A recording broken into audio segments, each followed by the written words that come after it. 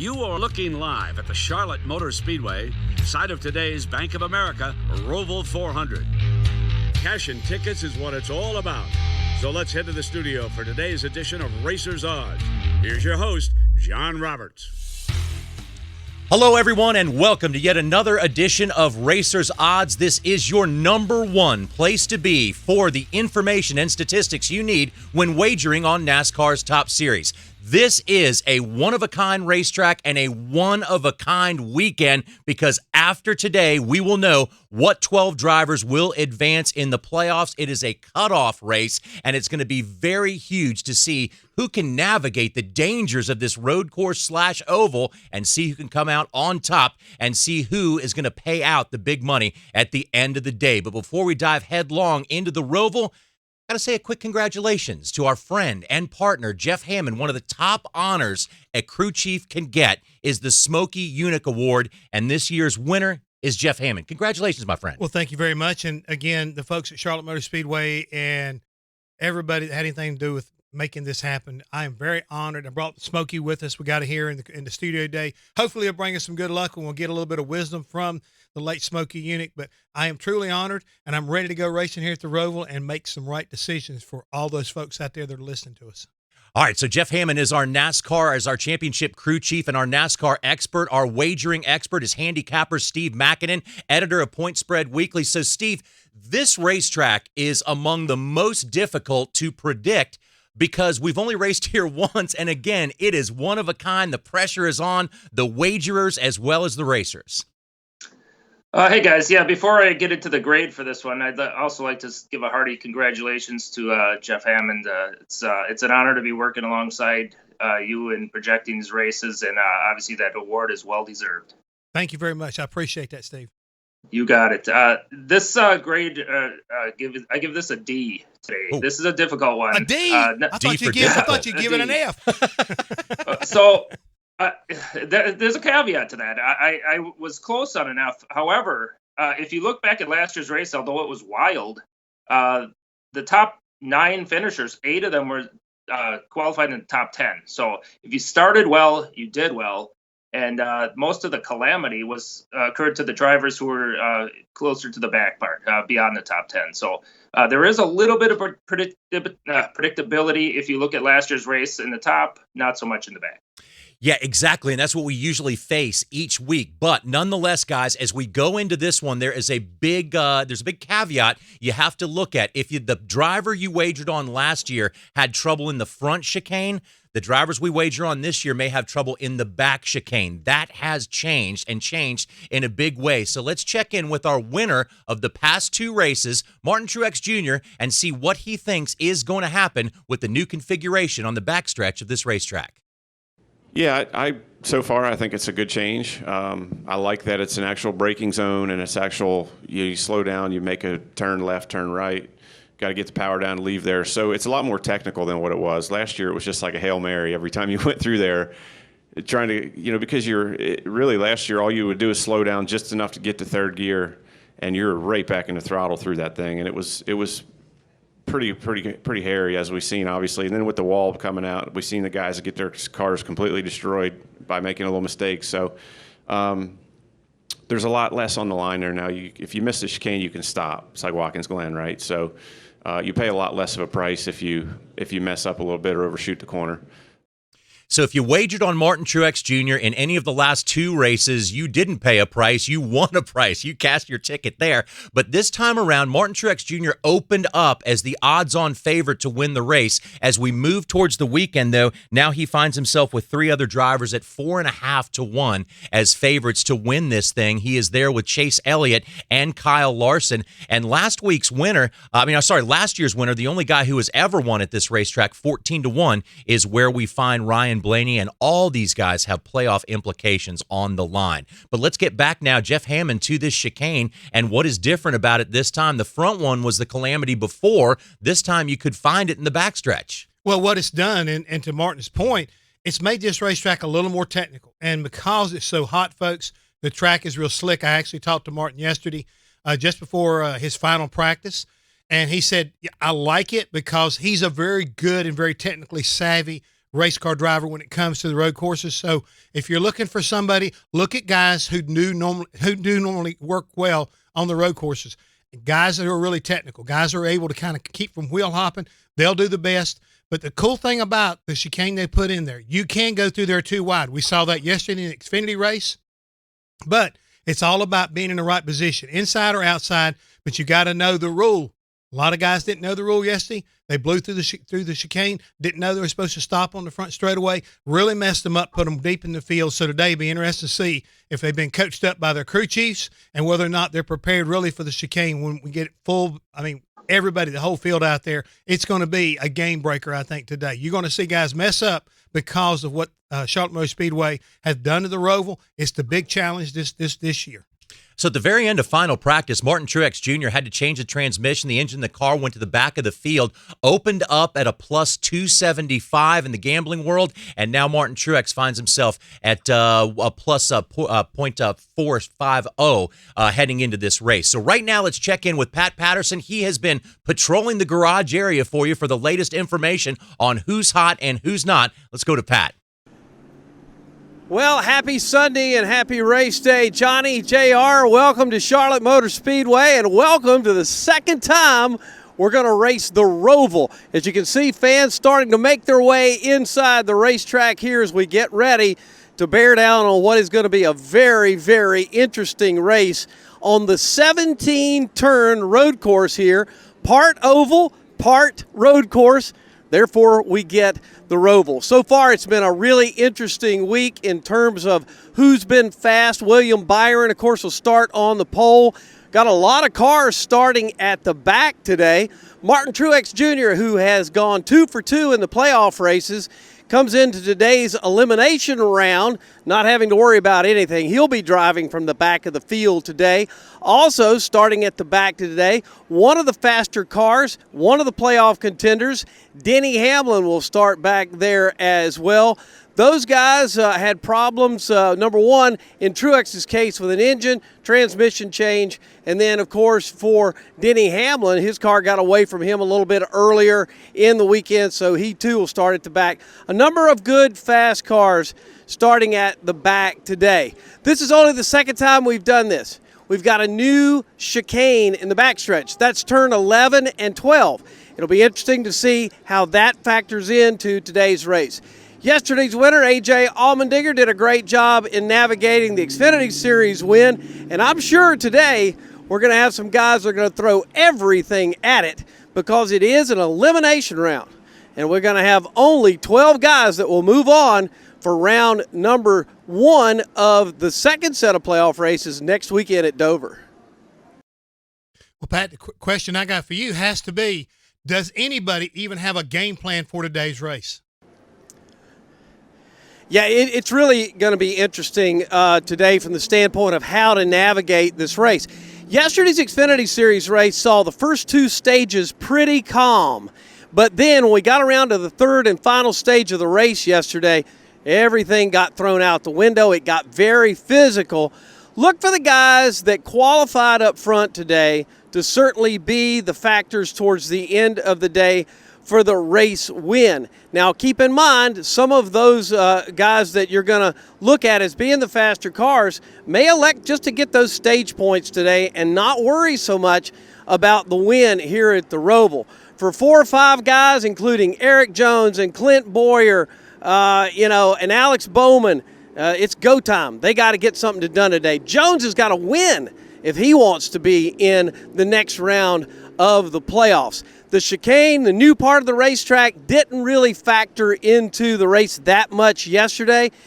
Getting through there smoothly means you've got a better chance to pass when you get to the front stretch chicane. It's going to be a lot of fun. It's the Roval, only the second year we've ever done it. We look forward to seeing who ends up in victory lane. Next week, we'll talk to you from the Monster Mile. Have a good afternoon, guys. Pat, thank you very much. We appreciate that. And guys, so some of the drivers he talked about, he mentioned Eric Jones in a must-win situation. Eric Jones finds himself at 25-1 to win this. As you look at the playoff standings, your drivers in the red are on the bubble. They have a long way to go. Some of the more comfortable drivers, Denny Hamlin is interesting to look at. Plus 54, Denny Hamlin has made his way from the back to the front. and won several races this year doing that. But this time around, he got bet down from 8-1 to 18-1 after he went to the back of the pack. So let's talk now about our sure bets. And Steve Makinen, how about you start us out? What do you like the most this time around? Well, I tell you what, I like a lot what Hammond was saying before about drivers' abilities to kind of manage their cars in races like this. And when I think of that, I think who are the top drivers, who's doing well. I'm going to be looking at Kyle Busch today, and I'm going to be fading Chase Elliott on this matchup. Okay, like that one. Jeff Hammond, what do you say? I'm going to go with the guy that's been on a hot streak. I mean, I picked him earlier in the week, so I'm going to stick with him no matter what the odds are. I'm going with Martin Truex Jr., even though he's going to the back of the field. Okay, to win. I really feel to go. He can work his way up through there and get it going. I'm looking to make history right now, John. I mean, that's really what I'm looking at. And people are going to say, "Why ain't you worried about making money?" If I was going to make a bet, if I'm making a money bet, the only reason I'm doing this is I told Martin I'd do it. If I'm making a money bet, I like Denny Hamlin. I really do. I think he's from the back right there. They still got time. This is not, that quick of a race. He is that smooth. I feel like that he is on a roll. And at 18-1, that's a pretty darn good pick. And when you look at how he's performed over the last couple of years, over all of the road course races, he's got one of the highest average finishes. Everybody wants to win here at Charlotte. So I'm liking that FedEx car. Okay, so if you were to bet along with Jeff Hammond and you did have Martin Truex for the win and you threw down $10, you get your 10 back, but you would also get the forfeit, the 4.5, at 4.5 to 1, you get that money back as well. So you get $40 back on that one. Actually, 40 plus 20. Yeah, 40. 60 back on that one. There you go. Just had to do a little math. Right. Yeah. Quick I know that's not your strong suit. Not my strong point.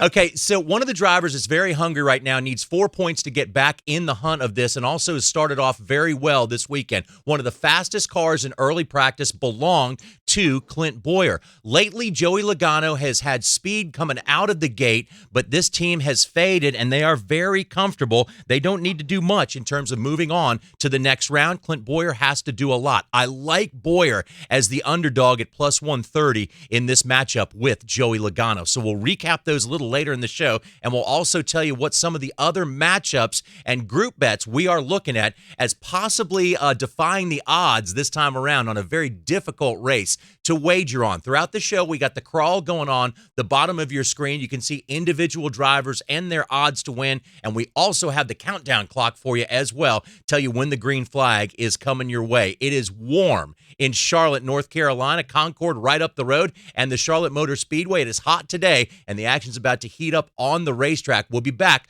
with Steve's simulation and head-to-head matchups in just a moment. Stay with us.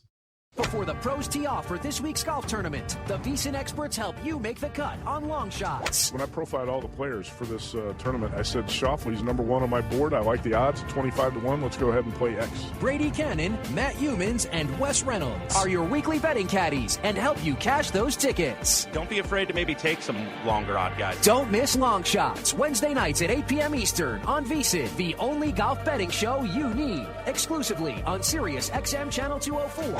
Hi, this is Doug Rice of the Performance Racing Network. Whenever the PRN crew heads to Las Vegas, we always stay at the South Point Hotel and Casino. You know, it's our home away from home. The South Point features great restaurants, free parking, and they go out of their way to make race fans feel welcome. So when you make your plans to visit Vegas and attend the South Point 400, it just makes sense to book into the South Point. The South Point also offers fantastic room and race ticket packages. Make your reservations now at southpointcasino.com. Get ready for every NASCAR weekend with VSiN's Point Spread Weekly. Editor Steve Makinen runs a simulation prior to every NASCAR Monster Energy race. He takes into account driver, team, track type, speed at practice, and more. The simulator is run 1,000 times and results are in Point Spread Weekly. Be better informed. Be better prepared. Enjoy NASCAR more. Point Spread Weekly. Subscribe now. Log on to vsin.com/subscribe. VSiN, changing the way you watch sports. Are you ready to celebrate the thrill of victory and cash a ticket even on defeats? Make Point Spread Weekly a part of your prep for all the games. Baseball, football, golf, NASCAR. Point Spread Weekly. Sharpen your edge now with the help of Matt Humans, Dave Tooley, and the rest of my guys in the desert. Point Spread Weekly gets you ready with exclusive handicapping stories backed by proprietary data you won't find anywhere else. Go to vsin.com/subscribe. That's vsin.com/subscribe for Point Spread Weekly. It's more Racers Odds. And welcome back, everybody. John, Jeff, and Steve with you as we get ready to try to handicap a very difficult race at the Roval. It is one of a kind. It is an elimination race, so only 12 drivers out of the 16 playoff drivers can move on. It is 93 degrees air temperature, but the pressure is much higher for NASCAR's Top Series. Now, if you're interested in wagering on NASCAR, one thing you have to check out is Steve Makinen's simulation. Now, last week we're at a place like Richmond. You look at that, Steve, we've been racing at Richmond for 50 years. There's a ton of information to pull off of. We've only had one of these Roval races. How does that affect your simulation run?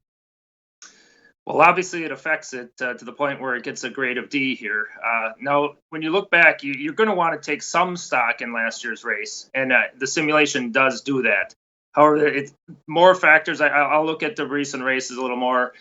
Qualifying takes a much larger importance in the simulation than other tracks for this particular race. And then I do kind of a mesh with this Roval thing, a mesh of road course racing and oval racing to get a track rating. So it is still possible to project this stuff. I wouldn't be scared by just the fact that we're in a newer type of event here. But most of the time when you get a track like this, you get a chance to pick out some live underdogs, pick up some good money.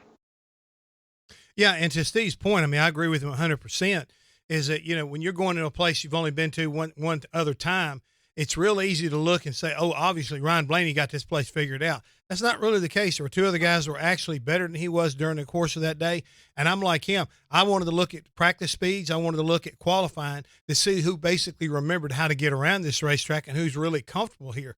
And I think we got some pretty good indicators. I like what I'm seeing as far as the top 10 qualifiers. You see a lot of playoff drivers up there, and a lot of guys that were really in contention or ran well a year ago here are once again back up toward the top of the chart. So by taking that information and really kind of looking hard at how many guys are running multiple laps, and also looking at the weather whenever the track gets hot and slick, there's certain guys that do better at it than others. That's some of the information that I get and try to factor into where I'm going to go as far as making advice on who to bet on.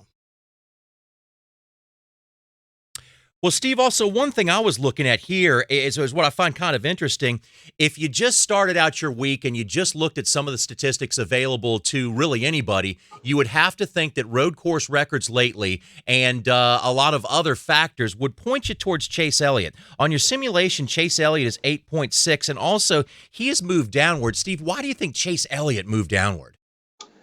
Quite simply, it's his starting spot.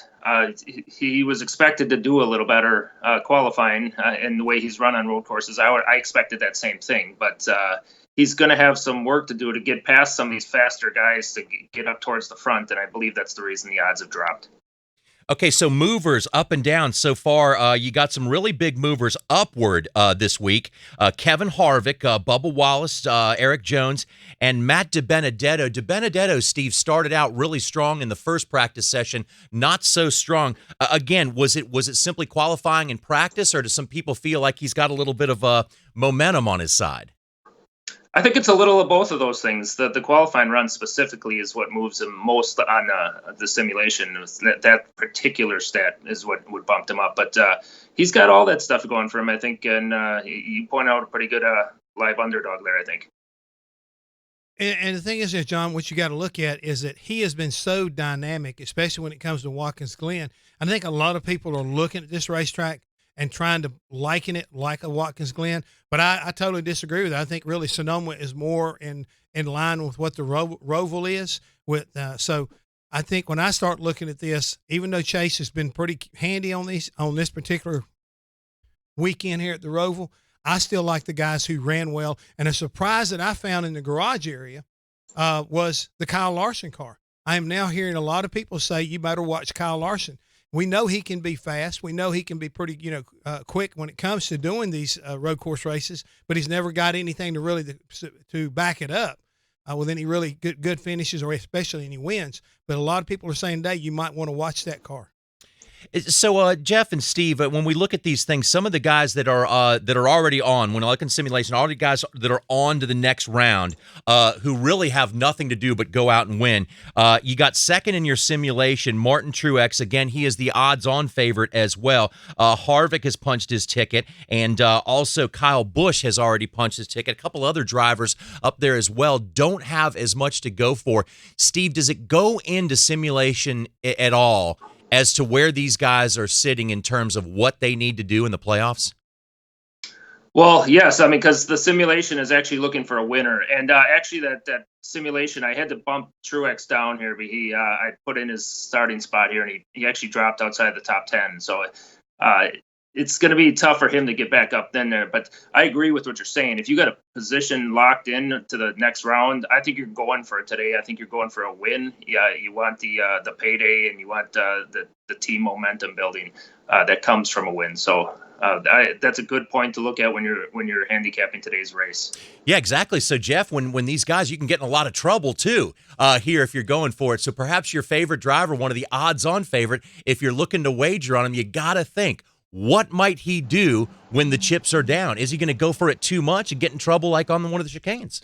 Well, I mean, I think you got to always look at the factor, how calm, cool, collective is he behind the wheel? But the thing we have also seen coming out of Richmond is sometimes crew chiefs can influence drivers into doing things maybe they shouldn't be, like, trying to get you to hustle up, guys holding you up, move them out of the way, anything like that. You can get a driver's head where it doesn't need to be, and a little bit like what happened with Austin Dillon and Alec Bowman. I mean, it's sometimes it's inevitable. You're going to make a guy, get busted basically by his crew chief because he's raising Cain about, hey, you got to get some respect. And this racetrack, don't let the place fool you. You may see some road rage here today. It could, as hot as it is and as challenging and as slick as it is a perfect scenario for somebody to lose their cool. Yeah, and Steve, when we think about some of the drivers that fall into that category, you got to think a little bit about Kyle Busch, gone from opened up at 5-1 down to 8-1 right now. Why is Kyle Busch somewhat on a downtrend right now? I know he hadn't won in a while, and he's locked himself in to the next round, but that's not moving him up any charts. In my opinion, I disagree with the moves. I think he's hungry again. He had a great run at Richmond. Obviously, he's trending the right direction, in my opinion. So these line moves, I'm actually looking to fade these. Okay, yeah, and so that's really when you look at it, it's kind of surprising at any time, guys, to have Kyle Busch goes from 5-1 to 8-1, but that puts him below on let's see, 1, 2, 3 other drivers, and you usually don't talk about Kyle Busch, Jeff, being that way. No, you won't, but at the same time, he's been like in that little bitty slump. When I say slump, they say we finished second last week. I'm talking about a Kyle Busch slump where you're not winning about every third race or fourth race. So it's going to be real interesting to see how he progresses today. He has struggled at times on road courses. I would say based off of qualifying, he's not quite happy with this course yet. But I did find out the same thing that I did about the Kyle Larson scenario. Kevin Harvick, and Kyle Busch, along with Martin Truex Jr., are basically the buzzwords in the garage area right now. Watch these four drivers. They're going to make their way back to the front, even though some of them are starting deep in the field. Kyle Busch is 18th or something like that. He's about mid-pack. They will make their way to the front. They may not be a factor in stage one, but by the time we get down to go time, which is basically stage 3, they're in good shape. Their crew chiefs can roll the dice. They can take some chances, and you can't ever count them out because of who they are. Yeah, and then Kyle Busch starting 17th, yeah, that's a ways back, but nonetheless, Kyle Busch is always one you got to look at. I definitely agree with Steve on these lines. Might not be exactly right, but one of the other things you have to take into consideration, you have your simulation, which is huge. You have past performance, but also it's that buzz in the garage area, and you can hear that here on Racers Odds. When we come back, we'll continue to talk about Kyle Busch. He's in some very intriguing matchups, and we like a few of these, and we don't like a couple others. We'll tell you exactly what that is when we come back to Racers Odds. A Numbers Game with Gil Alexander. Ladies and gentlemen, our pleasure to have Jeremy Piven in studio. I'm really good friends with Julian Edelman. He and I are very similar size and almost identical, except he's an elite athlete and I'm not. Other than that, everything lines Same up. person. Yeah, same. I run the same routes. And every time we see Julian Edelman on Sunday, we'll be thinking of you. There you go. A Numbers Game with Gil Alexander. Weekdays from 10 a.m. to noon Eastern. VSiN.com and Sirius XM 204. VSiN, the news you need to win. Hi, this is Doug Rice of the Performance Racing Network. Whenever the PRN crew heads to Las Vegas, we always stay at the South Point Hotel and Casino. You know, it's our home away from home. The South Point features great restaurants, free parking, and they go out of their way to make race fans feel welcome. So when you make your plans to visit Vegas and attend the South Point 400, it just makes sense to book into the South Point. The South Point also offers fantastic room and race ticket packages. Make your reservations now at southpointcasino.com. Get ready for every NASCAR weekend with VSiN's Point Spread Weekly. Editor Steve Makinen runs a simulation prior to every NASCAR Monster Energy race. He takes into account driver, team, track type, speed at practice, and more. The simulator is run 1,000 times and results are in Point Spread Weekly. Be better informed. Be better prepared. Enjoy NASCAR more. Point Spread Weekly. Subscribe now. Log on to vsin.com/subscribe. VSiN, changing the way you watch sports. Are you ready to celebrate the thrill of victory and cash a ticket even on defeats? Make Point Spread Weekly a part of your prep for all the games. Baseball, football, golf, NASCAR. Point Spread Weekly. Sharpen your edge now with the help of Matt Humans, Dave Tooley, and the rest of my guys in the desert. Point Spread Weekly gets you ready with exclusive handicapping stories backed by proprietary data you won't find anywhere else. Go to vsin.com/subscribe. That's vsin.com/subscribe for Point Spread Weekly. We're back with more Racers Odds.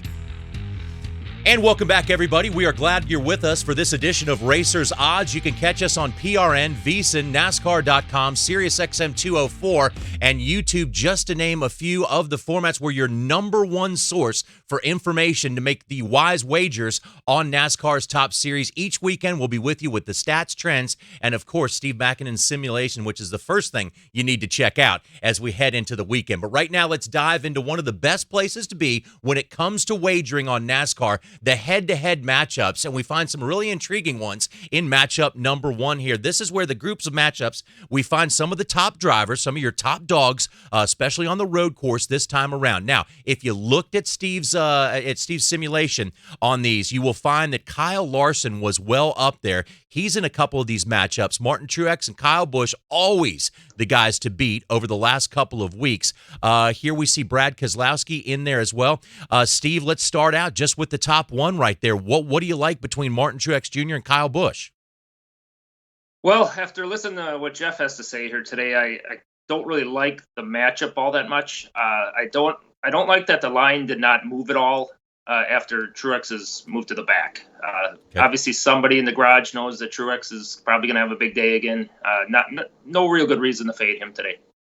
Okay, so now we move down one that I think is really intriguing, but also at the same time really difficult to pick. And there's a reason, there's a very good reason why you have minus 110 on both Chase Elliott and Kyle Larson. Heading into this weekend, Jeff, I was pretty high on Chase Elliott, but then we had the qualifying, so I'm not too sure where I would go on Chase Elliott and Kyle Larson. Maybe we'd just simply leave that one alone. Yeah, again, from what I've seen and with 10-lap averages and everything, I'm not seeing these guys there. And it makes me real nervous. And it seems like even the odds makers are the same way. They're not too sure. And then also now they got a big split. So I'm confused because honestly, if I was liking somebody, it would be hard not to like Kyle Busch over Chase Elliott. Mm-hmm. Not at this racetrack. We're not in Watkins Glen. I'm talking about here at the Roval. Okay, so Steve, out of group number one, I know there's a couple at least that have got your curiosity. Well, yeah, the Busch Elliott, what he just mentioned, is obviously my bet of the day. That this is a rare spot where you get Kyle Busch as an underdog in scenarios. So he's actually 20-8 in both driver rating and finish position against Elliott this year, and you get him as a plus 130 underdog. That's pretty rare. Okay. The other thing we're talking about, you talk about Kyle Larson. He made one mistake last year in this race. He eliminates that mistake that he could be up front all day long. So I wouldn't be shy about betting him in any of these matchups. Okay, Jeff Hammond, what do you think? What out of this group is there one you'd pick? Again, that's what I'm hearing. The only thing that makes me nervous, I wouldn't want to take the difference on the Kyle Busch deal. I think that's way too much. Having I guess what you call a bet down, or taking him that way. But I do like it. When you see Kyle Larson against Chase Elliott, even for even money, I think he can outrun Chase Elliott here today. I think he's going to be a strong contender all day long based off of what the garages tell me. And I'm talking to spotters, not only just crew chiefs, but I'm talking to spotters. They can see everybody up there. They can see where they're gaining, where they're losing. And there's a lot of people talking about Kyle Larson and how fast his car is today. Okay, so one quick thing, guys, before we move away from this group number one. Brad Keselowski, underdog in 2 matchups. He is 8-1 to win this race, and he qualified 11th. Does that at all, Steve, surprise you for him being an underdog in those 2 matchups? No, because he's up against some pretty elite drivers, at least as far as today is concerned. So being an underdog to a guy like Kyle Larson today certainly makes sense. So exactly. I have no problem with where these odds are sitting.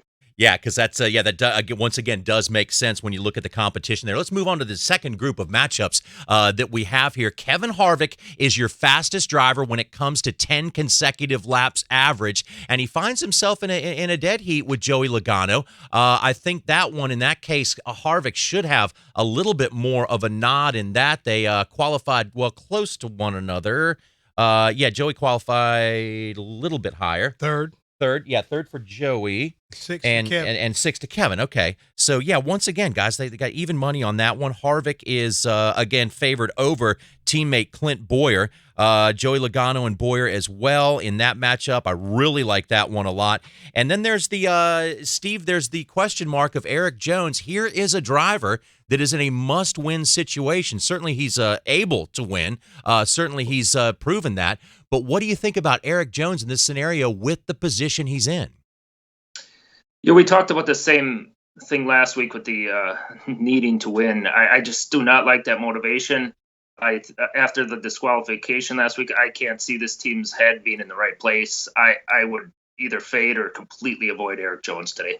Okay, so you got to take into consideration what kind of scenario a driver is in, how hard he's going to push it, or what may happen throughout the course of the race. You can get a lot of trouble here if you push it too hard. Ryan Blaney is the driver who's won the only Roval race ever, and he is paying pretty close attention to exactly what he has to get done today.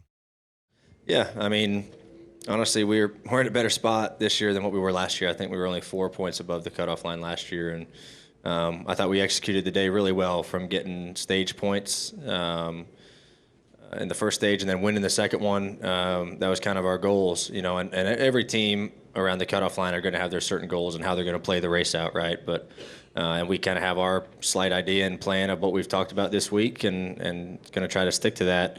And then you compromise if things, don't go your way or something random happens. But you just try to have a solid day. You try to run well in the stages and get stage points, and whether you're sacrificing here or there, it's just kind of what you have to do. So, Steve, Ryan Blaney was pretty high up in your first round of simulations in the third spot. Yeah, third spot there with a 7.34 post-qualifying to practice figure on your simulation.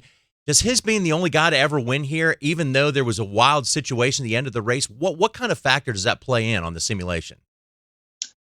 Well, the fact that he won isn't as big as the fact that he ran pretty well. So, I mean, the 2 positions he might have gained because of whatever happened at the end of last year's race isn't going to make that big of a difference for the simulation. He's running fairly well. He's in a good spot for the playoffs. I don't like that he used the word compromise if he has to. You get the feeling that maybe the win isn't as important to him as advancing today. And you got to look at that type of motivation when you look at some of these matchups. Yeah, absolutely. And also, Ryan Blaney's going off, opened up at 20-1, and now he is going off at 14-1. Now, I certainly like that matchup we had earlier today. I was talking about Joey Logano and Clint Boyer. I like that one a lot. Anyone here, we'll go to Hammond first. Anybody here you like out of these matchups, particularly? Not really. I'm not seeing anything big wow factor, except what I told you as far as matchup in Group 1. That's about it. Steve, matchups number 2. Anyone you like particular? Actually, you might want to question you a little bit, John, on this one. The Please Donald do. Boyer thing. Boyer's been good. I believe he's probably going to be starting about fourth here after all the cars go to the back. And he was about fourth in happy hour too. Can he get higher than fourth? Because I see Logano being starting second as he's going to go for broke here, a chance to win. I think Boyer's going to be point protecting, and I'd be a little leery of that type of motivation for this race. True, he does have that, but I feel like, though, Steven, we'll see what comes down here on this one, but I do feel like lately that 22 team, they can start off really well, but they're trending lately to not finishing very well, but we'll see what goes on with that one. Let's move on to matchups number 3 right now and check in with some of these guys. We look at some of the matchups. We've got William Byron in 3 of these, finds himself the favorite overall, and William Byron is starting on the pole. That's a great place anywhere, but especially at a road course. Let's see what William Byron had to say about his situation and how they are going to approach this race. Yeah, I mean, we're just going to try to get max points. So try to, the best thing to do would be to qualify really well today and then start that first stage and maybe, win that first stage or be up in the top 3 or 4 would be awesome. And then I think outside of that, then you kind of play your strategy based on that. But, it seems like if you have good track position, you can score points pretty easily in stage 2, and then that sets you up for a good race finish. You just got to kind of see how the strategy plays out. But I would say we just go for the stage points as much as we can, and hopefully that final run of the race, there's enough cautions and things where we can gain some track position back. All right, so that is your pole sitter, and guys, one of the things I do like is a matchup involving William Byron here. Matt DiBenedetto at plus 145 underdog to that one. Steve, what's your take on that motivation? Again, the same thing, motivation being the main factor here in who has to do what. Byron was those are some interesting comments there. He sounded as if he didn't think he could win this race, even though he's starting up front. He's max pointing here, which means you're probably going to have to get the guy going. If you want to fade Byron today, that guy's going to have to climb quite a bit here to even get into contention with Byron as far as a finishing position. So there's a reason these prices are pretty steep. Gotcha. Okay, but I would like that one if I'd say if I had a second choice to one of the other ones. That's one of my favorite ones there is DiBenedetto as an underdog to Byron. Jeff, what do you think? Well, my biggest concern, just like what Steve pointed out, when you hear a guy talking about trying to worry about max points, but you got to also realize he is so close to that cut line. 1 point could make a big, big difference. And he and his crew chief, Chad Canals, understand that if we can get up front and figure out some way to come out of that first stage, with max points and all of a sudden go from being 2 points ahead to 12 points ahead, that's 12 positions in that final rundown. That's going to be real, real important for them. And I think he also may be tipping his hand a little bit.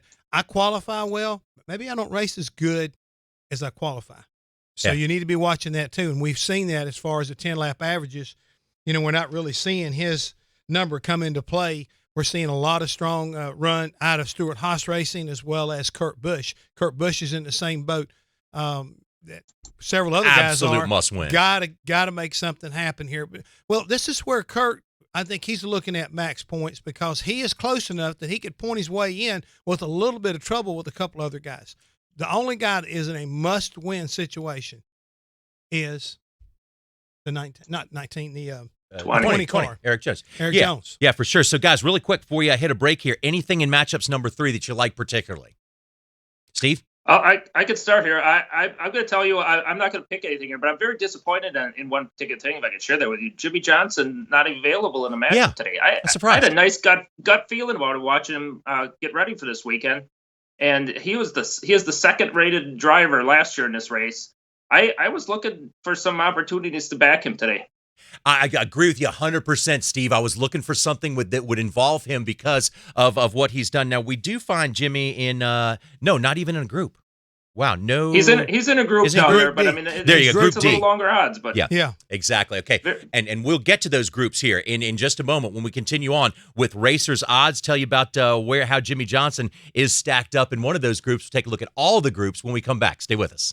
VSiN is the Vegas Stats and Information Network. VSiN is analysis that's always on the money. The total on this game, 8 flat. VSiN is the home of legendary broadcaster Brent Musburger. I do want to talk about the next big thing in Las Vegas. VSiN is your all-access pass behind the counter of a Las Vegas sportsbook. Trends don't pay the rent. They're looking at the number. VSiN, what are the odds? Find out on Sirius XM Channel 204. Hi, this is Doug Rice of the Performance Racing Network. Whenever the PRN crew heads to Las Vegas, we always stay at the South Point Hotel and Casino. You know, it's our home away from home. The South Point features great restaurants, free parking, and they go out of their way to make race fans feel welcome. So when you make your plans to visit Vegas and attend the South Point 400, it just makes sense to book into the South Point. The South Point also offers fantastic room and race ticket packages. Make your reservations now at southpointcasino.com. Get ready for every NASCAR weekend with VSiN's Point Spread Weekly.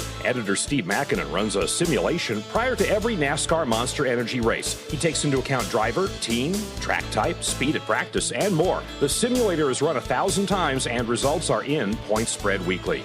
Be better informed. Be better prepared. Enjoy NASCAR more. Point Spread Weekly. Subscribe now. Log on to vsin.com/subscribe. VSiN, changing the way you watch sports. Are you ready to celebrate the thrill of victory and cash a ticket even on defeats? Make Point Spread Weekly a part of your prep for all the games. Baseball, football, golf, NASCAR. Point Spread Weekly. Sharpen your edge now with the help of Matt Humans, Dave Tooley, and the rest of my guys in the desert. Point Spread Weekly gets you ready with exclusive handicapping stories backed by proprietary data you won't find anywhere else. Go to vsin.com/subscribe. That's vsin.com/subscribe for Point Spread Weekly. It's more Racers Odds. Welcome back once again, everyone, to Racers Odds. This is your number one source for the information and statistics you need when wagering on NASCAR's top series. So now we get into a place where it's a little harder to find value. If you pick one of the groups, the driver that you wager on is going to have to defeat 3 other drivers. So you have to be pretty confident, and you have to be a little bit lucky to walk away from this one with being able to cash a ticket. So Martin Truex Jr. is involved in one of these groups. Group A, if we take a look at Group A, we find some of the favorites of this race for sure. Martin Truex, Kyle Busch, Chase Elliott, and Kyle Larson. These, of course, are some of your favorites when it comes to road course racing. And over the years, Martin Truex Jr. has really become one of the aces on the road. I actually the first go-kart racing I did was all on road courses. So that was a little bit of it, kind of getting that mentality and just kind of getting what it takes to do that in your brain. But, growing up, racing modifieds, we didn't do road courses, but in the Busch North Series, we did. So my first years racing stock cars, there was a few road courses mixed in there. And then, of course, moving up to Xfinity, we won in Mexico. We raced Watkins Glen. So it's just I've had enough of it throughout my past, I think, to understand it, to figure out the things I was good at and the things I needed to work on. And just, going back each and every year, just try to continue to pick those things apart. So when you're looking for a driver to wager on the Roval, remember this is a road course and oval, but through the course of 17 turns, you're going to need one of the road course aces. So Steve, you mentioned a moment ago how it's really hard to find some value in these groups, being that a driver has to defeat 3 others in the finish line, but you got some great road course drivers as well. Kyle Busch, one year, not too long ago, maybe about 8-10 years ago, swept the road courses, won both Watkins Glen and Sonoma. Chase Elliott's won lately. Kyle Larson's always good here. Is there any value to you, Steve, in this Group A?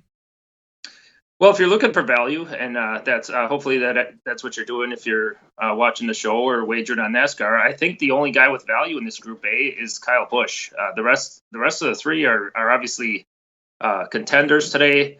Busch has got the longest odds. If you got other drivers in the garage fearing Busch, he's usually pretty strong. So at plus 325, I would maybe a little side bet there.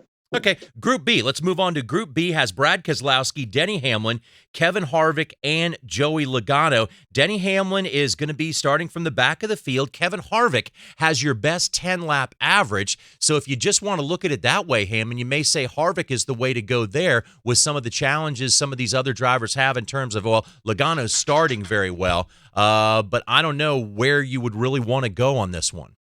And the only thing that makes me nervous right here is the Denny Hamlin number. I mean, Denny's going to go to the back of the field. That could be a big equalizer to a certain degree. I do like Harvick over the other two competitors. I think that's a pretty good bet there. And Steve, so when I'm looking at something like this, especially where Denny Hamlin went from plus 210 to plus 340 and still going to the back of the field, I'm confused. Can you kind of maybe explain that to me a little bit? Well, we talked about how important the qualifying and starting up front for this particular race is, and that's the reason he's dropping. If I look at this Group B, this is sharp to me. This is some sharp odds making. Harvick, Keselowski, Logano, to me, that's a toss-up. No, I don't find any reason to back anybody in this group. Well, as we move on to Group C, you could probably call Group C the must-win category, as the drivers there. Clint Boyer is not in a must-win situation, but he's got to do something. He's -4 below the cut. If he wants to advance, he'll have to pick up 4 positions on the racetrack. Eric Jones, Kurt Busch must win, Steve. And then there's Ryan Blaney at plus 200, who we just heard from him earlier in the show. He can take this in a different way. Who do you like in Group C? Blaney might be worth something at 2-1 here. He's shown the ability to get around this track pretty well. He's shown good speed this weekend. He obviously the defending champ. Good position playoff wise. My money's there. Steve, I'm with you when we go on to Group D. That's the only time we see Jimmy Johnson's name, and I really had a gut feeling this week. First practice proved it. Your fastest driver in first practice, Jimmy Johnson. He is a 25-1 to win the race. But these drivers, he could outpace. Yeah, this is so disappointing to me. I had a real good feeling watching the events this weekend. Great race here last year, second highest rating. Plus 180 is not a great group number, but I want to find a place to put my money on Johnson today, and this has to be it, I guess. Maybe I might even take a 25-1 fun wager on that one too. Yeah, exactly, Steve, because now he did hit the wall. They had to fix the car, but it was pretty much just superficial damage. And also he opened up at 30-1, and now he finds himself at 25-1. So a couple other of the groups to get here too quickly. Group E has Eric Almirola, one of your chase drivers. Chris Buescher was in the news this week. He might be a little fired up. Michael McDowell had a stomach issue and almost missed qualifying, but he made it back. And then there's Paul Menard at plus 315. A lot of unknowns here, Jeff Hammond. Unknown group. Well, I think it's a group that a lot of people say, I'm not too sure how to figure it out. But here again, if the information I'm getting out of the garage area means anything today, a lot of people are saying you may need to take a look at Eric Almirola. He's found some speed, latter part of practice. A lot of the Stewart-Haas cars did not practice, at full tilt. I mean, they didn't really go at it. They were trying to keep their cars on the racetrack and not, destroy them. This racetrack is pretty, if you get aggressive with it, it's real easy to hop the car over the speed bumps, and that can lead to, tearing the track bar mount loose and messing up the front end. So I think there's some speed in the 10-car Eric Almirola, and if he's going to have a breakout, this could wind up being the time to maybe give him an opportunity to go up against these guys we know are down just maybe a little bit. I think the Chris Buescher deal, I think there's more distraction there than there is focus. McDowell, we know he just came out of the hospital, and we know that Paul Menard, when it comes to this, he's basically on a countdown clock to the end of the year. So I think the guy's got something to prove. May wind up being Eric Almirola when we talk about motivation and need to get it done. All right, so there's a kidney stone issue with Michael McDowell. He passed that, and now he's got to pass some cars on the racetrack to get by there. Hey, so one more group, Steve. Let me get your impression on this. Sometimes, over the past few weeks when we've been looking at these groups, these are somewhat unknown drivers, but you've warned us before, and it's come to fruition that sometimes these little groups can have a lot of value to them.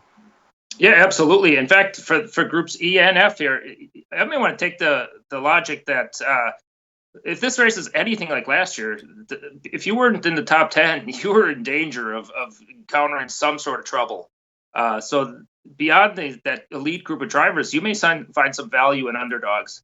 If I look at this Group F, Ryan Preece, highest starting spot. He's in that AJ Allmendinger car. Obviously, Allmendinger's a known road racer and did well here last year. I think he finished 7th or something like that. And he also won yesterday. So I see some potential value there on Preece at plus 265. Yeah, like that as well. So, guys, let us move on now to the odds to win the championship. And this is one of the more difficult things to handicap. So much has to come together just to win a race, and so much goes into the odds to pick who is going to win a race. When you look at odds to win the championship, even more has to come together to win one of these championships. So look at the movers and the shakers. As we look at odds to win the championship, Harvick moved a bit, 6 to 1. Currently, last week is 5 to 1. Kyle Busch has stayed the same, no question there. But look at this one here, and it's obviously, there's no question here. It's kind of a fastball over the plate that Martin Truex Jr. Steve was going to move some. He was 6 to 1 last week, 4.5 to 1 this week. Yeah, in my opinion, I wouldn't chase any money as far as movements go here, because this comes down to one race. You have to make it to Miami, or this is, you might as well not pay a lower price than you paid last week ever in this scenario. So that's just, I guess, the logic I use for this. You pick a strong guy, you pick a guy who's going to run at Miami well, and I think you got yourself your winner. Yeah, it's the bottom line right there. Is it's difficult, but watch this, guys. If Kyle Larson does make it to the championship 4, his 16 to 1 right now is going to change a whole lot at Miami. Stay with us, everybody. Still got one more round to go here. We're going to get our picks once again, and we're going to tell you an interesting thing that happened on the way to the cash window last week for some wagerers. Stay with us. As states have begun the legalization of sports gambling, the entire sports landscape is changing. I think we're going to see more and more states fall in line, and this gets legalized across probably all 50 states. And so is the way you listen to Sports Talk Radio. I'm Brent Musburger, and on the Vegas Stats and Information Network, we follow the money and the games. It's sports talk you can bet on. So check out VSiN. Odds are you're going to like what you hear on Channel 204 and streaming on your phone or at home on Sirius XM connected devices and speakers. Hi, this is Doug Rice of the Performance Racing Network. Whenever the PRN crew heads to Las Vegas, we always stay at the South Point Hotel and Casino. You know, it's our home away from home. The South Point features great restaurants, free parking, and they go out of their way to make race fans feel welcome. So when you make your plans to visit Vegas and attend the South Point 400, it just makes sense to book into the South Point. The South Point also offers fantastic room and race ticket packages. Make your reservations now at southpointcasino.com. Get ready for every NASCAR weekend with VSiN's Point Spread Weekly. Editor Steve Makinen runs a simulation prior to every NASCAR Monster Energy race. He takes into account driver, team, track type, speed at practice, and more. The simulator is run 1,000 times and results are in Point Spread Weekly. Be better informed. Be better prepared. Enjoy NASCAR more. Point Spread Weekly. Subscribe now. Log on to vsin.com/subscribe. VSiN, changing the way you watch sports. Are you ready to celebrate the thrill of victory and cash a ticket even on defeats? Make Point Spread Weekly a part of your prep for all the games. Baseball, football, golf, NASCAR. Point Spread Weekly. Sharpen your edge now with the help of Matt Humans, Dave Tooley, and the rest of my guys in the desert. Point Spread Weekly gets you ready with exclusive handicapping stories backed by proprietary data you won't find anywhere else. Go to vsin.com/subscribe. That's vsin.com/subscribe for Point Spread Weekly. We're back with more Racers Odds. Welcome back once again, everybody, to Racers Odds. We're getting you ready for one of the elimination races. What NASCAR has is basically 3-race mini seasons to get to the championship. There's 3 of them. This is the end of one. The heat is on in the racetrack. It's 95 degrees today, and also the pressure is even higher on some of these drivers. Steve Makinen wanted to bring up a point that happened last week that I think some of our wagers out there, people that are new to betting, may want to know. Your sure pick last week involved Eric Jones. If at the end of the race, with Eric Jones finishing in the 4th spot, you would have lost that bet. But after the DQ, you won that bet. So therefore, what I'm getting to here, Steve, is what they do. No payouts are made until final inspection is over, correct? That's correct. If you go to the horse track at the end of the conclusion of any race, or hold on to your tickets until official results are in. It's the same thing here. Obviously, Jones and his team used a tactic to be able to get up front a little easier. And they were caught. Winning wager is a winning wager. Hold on to those tickets. Yeah, exactly. And just wanted to make sure that we gave you credit for getting that one right here, because you did. You had it right on. At first it wasn't, but then it came out. I'll take a win any way you can get it. Hey, I'm with you. I understand, because this is a tough challenge, and that's why we're here on Racers Odds, is to give you the information you need. We have a handicapping expert in Steve Makinen, and also we have our NASCAR expert in Jeff Hammond, who spent a lot of time in the garage area today trying to figure out who exactly is going to win this one today. So let us go back, though, with our sure bets, and we'll start off with Steve Makinen. Steve, what is the bet you like the best this week?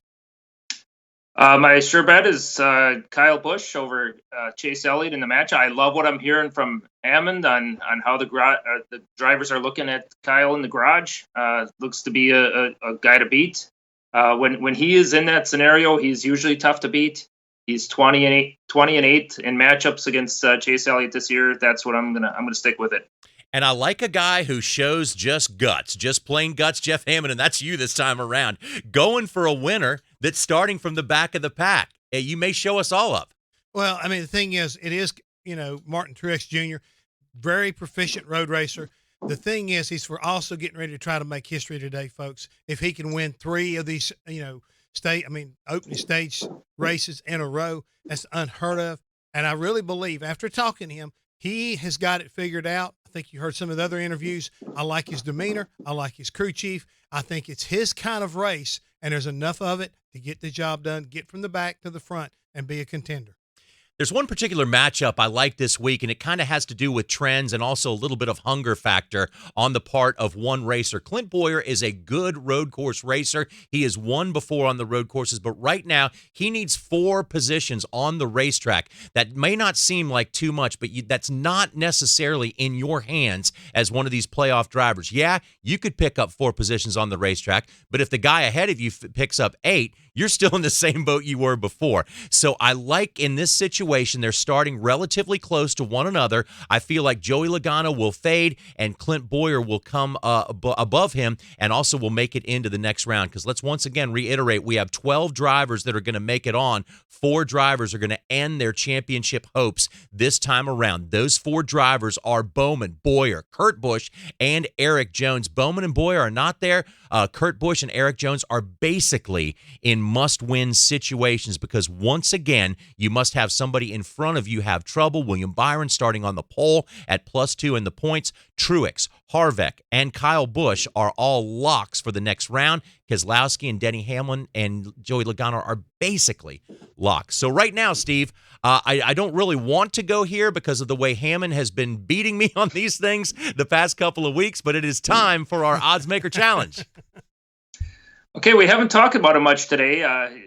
Only maybe in a little couple matchups, but Brad Keselowski is going to be our guy today. I got a position of 8 or higher or lower. Guys, I hate to really do this, but I'm going to go over because of just basically remembering last year. Remember the hit he had on the inside chicane here last time around? I just feel like Keselowski, in the position he's in, he's going to be going for it, and that may cause some trouble on the racetrack. I'm just saying over. Mr. Hammond, sir.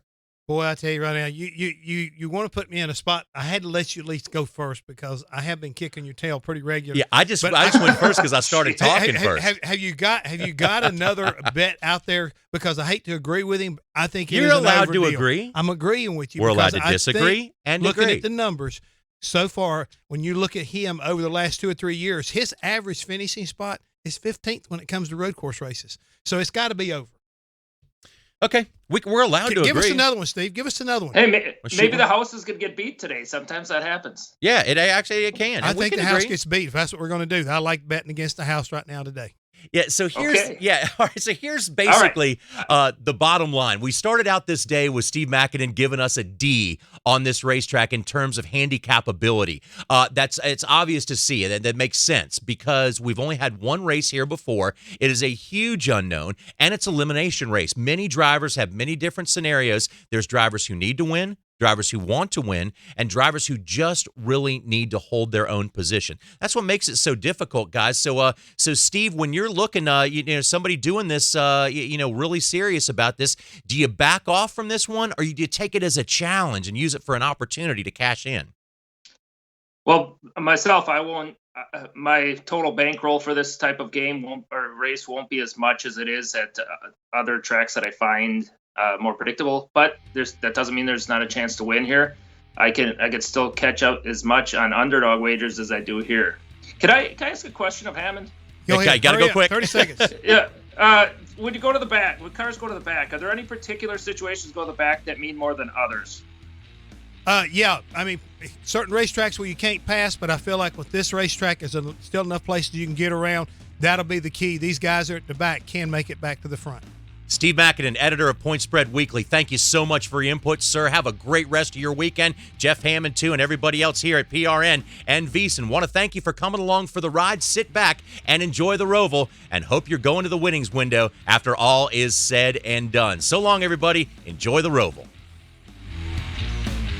This has been Racer's Odds, a presentation of PRN, the Performance Racing Network.